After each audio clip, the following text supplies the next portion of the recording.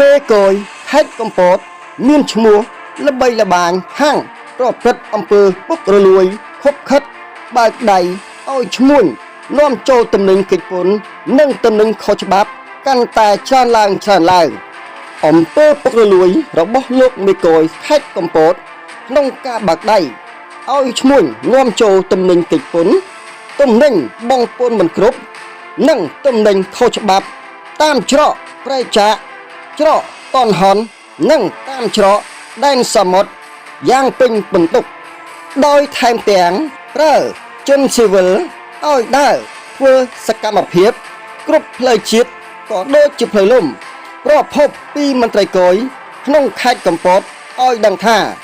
សពថ្ងៃនេះមានមន្ត្រីគយម្នាក់ជាមនុស្សចំណិតរបស់លោកជួបចម្រើនមានឈ្មោះសាររឿងកំពុងដើរធ្វើជុះភ្លៀងគ្រប់ច្រកល្ហកតាមតំបន់ច្រកព្រំដែន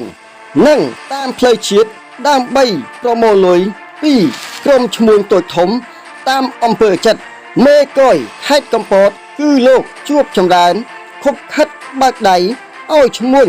នាំចូលទំនិញកិច្ចពន្ធទំនិញបងពន្ធមិនគ្រប់តាមច្រកតនហនច្រកប្រៃចាកនិងតាមច្រកដែនសមុទ្រជាពិសេសទំនិញខូចគុណភាពដើម្បីប្រមូលលុយដាក់ក្នុងហាប៉ាវយ៉ាងក្រអឺតក្រទមផងដែររឿងរ៉ាវពុករលួយរបស់លោកជួបចម្រើនត្រូវបានមន្ត្រីគយនិងញាក់ងាយកយតូចតាចក្នុងខេត្តនេះបើកកកាយជាបន្តបន្ទាប់ដើម្បីឲ្យលោកគុណញឹមអគ្គនាយកគយនិងលោករដ្ឋមន្ត្រីក្រសួងហិរញ្ញវត្ថុបានដឹងនិងចាត់វិធានការទប់ស្កាត់ឲ្យបានទាន់ពេលវេលាយ៉ាងណាក៏ដោយក៏គេមិនទាន់ឃើញមានចំណាត់ការក្តៅណាមួយលើមន្ត្រីគយណាម្នាក់ឡើយតាមច្រកព្រំដែនការនាំចូលទំនិញពីប្រទេសវៀតណាមត្រូវគេរាយការណ៍ថា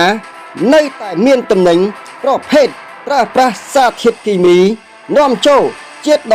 ដែលជាពិសេសគ្រឿងសមុទ្រដែលនាំចូលពីប្រទេសវៀតណាមតាមច្រកព្រំដែននានាក្នុងទឹកដីខេត្តកំពតនៅតែមានការប្រើប្រាស់នៅសារធាតុគីមីពួកឈ្មួញដាច់ខាតត្រូវតែមានការសម្រុះសម្រួលពីមន្ត្រីសមត្ថកិច្ចគយទើបអាចដឹកទំនិញខូចគុណភាពទាំងនោះចូលបានប្រភពពីប្រជាពលរដ្ឋបាននិយាយថាសមត្ថកិច្ចគាត់មានសិទ្ធិចាប់ទំនិញទាំងអស់នោះតែមិនដែលឃើញគយចាប់ទំនិញខុសគុណភាពទាំងនោះទេក្រៅពីគ្រឿងសមុទ្រក៏មានទំនិញខូចគុណភាពផ្សេងទៀតនាំចូលយ៉ាងកក្រឹកកក្រែងផងដែរមន្ត្រីរាជការក៏ដូចជាប្រជាពលរដ្ឋបានកត់សម្គាល់ឃើញថាលោកជួបចម្រើនជាមេកយខេត្តកំពតមានឈ្មោះល្បីល្បាញខាងប្រព្រឹត្តអំពើពុករលួយខុបខិតបើកដៃឲ្យឈ្មួញនាំចូលទំនិញកិច្ចពន្ធនិងទំនិញបងពន្ធមិនគ្រប់កាន់តែច្រើនឡើងរឿងរ៉ាវនេះក៏មានក្រុមមន្ត្រីគយតូចតាចក្នុងអគ្គនាយកដ្ឋានគយនិងរដ្ឋកម្ពុជាបានបង្ហើបឲ្យដឹងថាបើគ្មានការខុបខិតបើកដៃពីមន្ត្រីគយធំនៅខាងលើនោះទេគឺលោកជួបចម្រើនមេកយខេត្តកំពតមិនហ៊ានធ្វើអ្វីតាមអំពើចិត្តនោះឡើយសេចក្តីរាយការណ៍បានឲ្យដឹងថា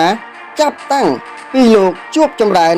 បានទទួលតំណែងជាមេកយខេត្តកំពតថ្មីរហូតមក